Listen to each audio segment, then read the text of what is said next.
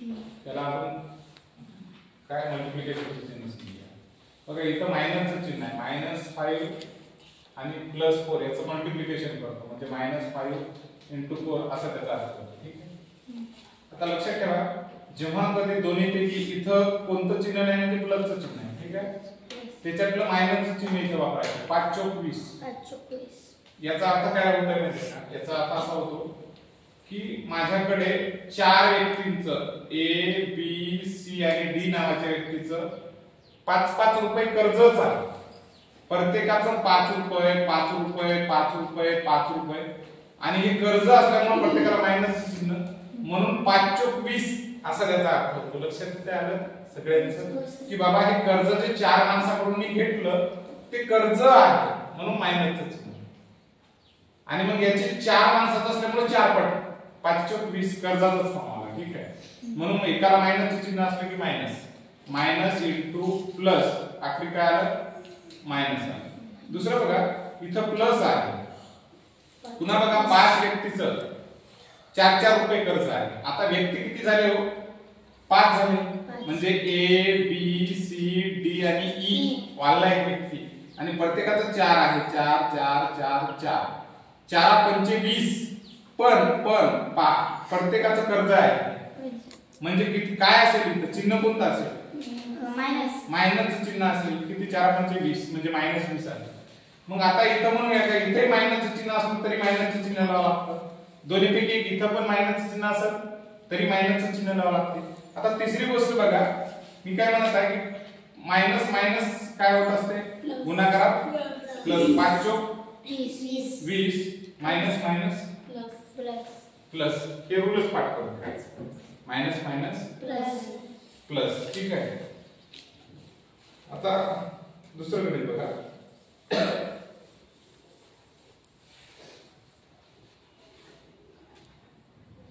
आता गुणाकाराने भागाकाराचे नाही का काही गोष्टी आहेत. चिन्ह किती वेळा आले ते मोजा आणि त्याच्यानुसार मायनस संख्येचं चिन्ह द्यायचं आहे. उदाहरण बघा मायनसचं चिन्ह देत असताना तुम्हाला काही गोष्टी लक्षात ठेवायच्या आहेत. बारकाईने लक्षात ठेवा.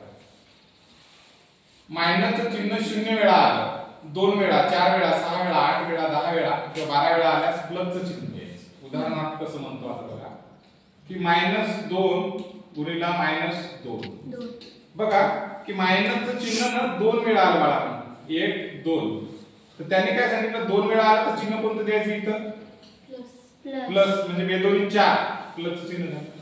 आता मी काय म्हणायला लागलो बघा की इथं -1 गुणिला -1 गुणिला -1 गुणिला -1 बघा चिन्ह किती वेळा आलं बघा 1 2 3 4 4 वेळा आलं म्हणजे प्लसचं चिन्ह काऊन तर 4. ठीक आहे. 4 वेळा आलं 2 वेळा 4 वेळा 6 वेळा 8 वेळा 2 2 वाढत गेलं 2 चा पाडा लक्षात ठेवायचं.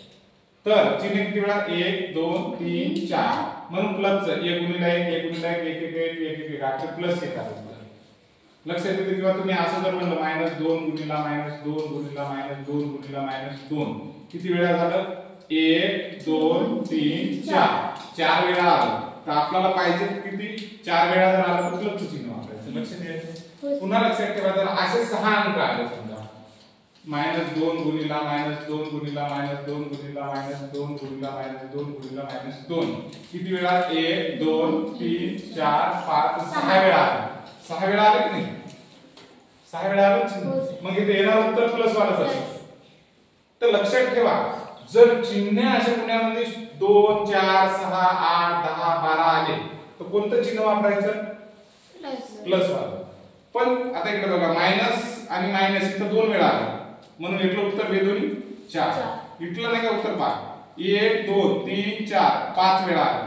5 वेळा आलं तर त्यांनी काय म्हणलं बघा जर चिन्ह 1 3 5 7 9 11 13 असे आल्यास चिन्ह कोणतं द्यायचं मायनसचं चिन्ह द्यायचं मायनस वाला चिन्ह द्यायचं. मग आता आपण काय करायचं बघा इथं तर प्लस वाला द्यायचं बेदोनी 4 4 दोन्ही 8 8 दोन्ही 16 16 दोन्ही 32 पण 32 आले तर चिन्ह मोजा. हे याच्यासोबत कटलं हे याच्यासोबत कटलं एक उरलं म्हणून इथं लक्षात ठेवायचं. जर लक्षात नियमच राहत नसेल तर कार्यक्रम कसा वाजवायचा सांगतो मला इकडे लक्षात द्या.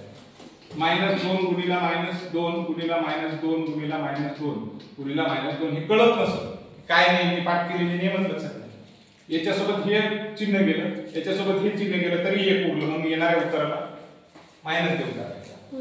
जर समजा असं झालं, आता बघा याच्यासोबत हे गेलं आणि याच्यासोबत हे गेलं, चिन्ह राहिलं का? नाही, प्लस.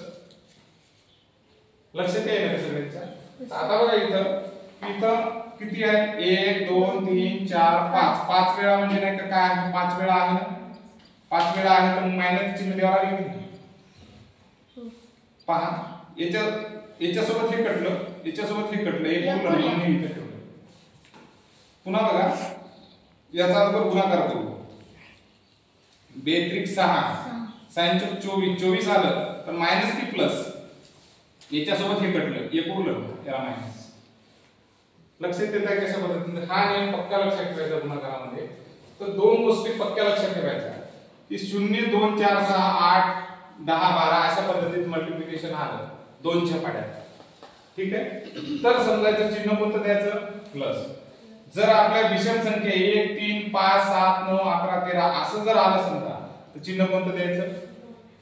मायनसचं चिन्ह द्यायचं. आता तुम्ही काय करायचं? याचं उत्तर मला सांगा. 3 गुणिले -3 गुणिले -3 याचं उत्तर प्लस मध्ये येणार की मायनस? मायनस, कारण याच्यासोबत हे कटलं आणि येणार उत्तर मायनस सोबत येणार. आता हे सांगा बरं, याचं उत्तर कशामध्ये येणार? प्लस, कारण याच्यासोबत हे कटलं, चिन्हच राहिलं प्लस चिन्ह. ठीक आहे, कळत आहे? जोड्या लावायच्या. मल्टिप्लिकेशन करत असताना काय करायचे? जोड्या लावून टाकायचे, त्याच्यामध्ये पटापटा लक्षात येऊन जातं. ठीक आहे, बघा आता इथलं उत्तर सांगा मला. इथलं येणार उत्तर कसं असेल बाळांनो? प्लस की मायनस?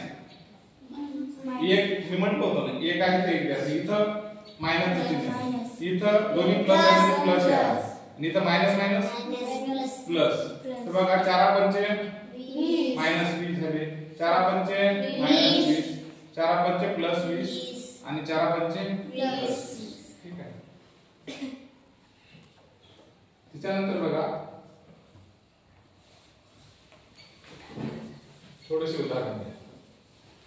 काय लक्षात येते याच्यामध्ये? थोडंसं बघा. चिन्ह किती आहे? याच्यासोबत हे कटलं का? याच्यासोबत हे कटलं, किती झाले? 5 7 35, 35 दोन्ही 70, प्लस 70 की मायनस 70? प्लस 70 की मायनस 70? प्लस असतील. काऊन? कारण या मायनस सोबत हे मल्टिप्लिकेशन गुणाकारामध्ये कटून गेला, म्हणजे -5 गुणिले -7 गुणिले 2 असं असलं. याच्यासोबत हे मायनस गेला, मग फक्त 5 7 35, 35 दोन्ही 70, ते 70 प्लस. आता याच्यात बघा या मायनस सोबत हे कटला, आपण एक मायनस राहिला म्हणून इथं मायनस चिन्ह. 5 7 35, 35 दोन्ही 70, 70 कोणते? मायनस करायचे. ठीक आहे, इथं बघा याच्यासोबत हे मायनसचे चिन्ह कटलं आणि याच्यासोबत हे मायनसचे चिन्ह केलं. 5 7 35, ओके, बे दोन्ही 4 आणि 35 गुणिले 4 म्हणजे किती वेळा? 4 5 20, 20 0 ह्याच्या वेळेला 2, 4 त्रिक 12 13 14 140. लक्षात घ्या, ते प्लस की मायनस येते? प्लस येतं. ठीक आहे, समजलं का? ठीक आहे,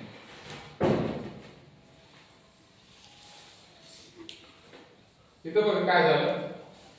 +40 ने याला +5 न भागितलं तर प्लस वालाच उत्तर आलं. ठीक आहे, प्लस न भागितलं. -40 न +5 न भागितलं -40 ला तर 5 8 40, पण वरच्याचं मायनस चिन्ह इथे लावून टाकायचं. पुन्हा 40 आहे, हे -5 आहे. पहा खाली मायनस चिन्ह आहे ते इथे देऊन टाका. 5 8 40 आणि पुन्हा मायनस वर आहे, खाली पण -5 आहे. 5 8 40 पण मायनस कटून दिली आहे.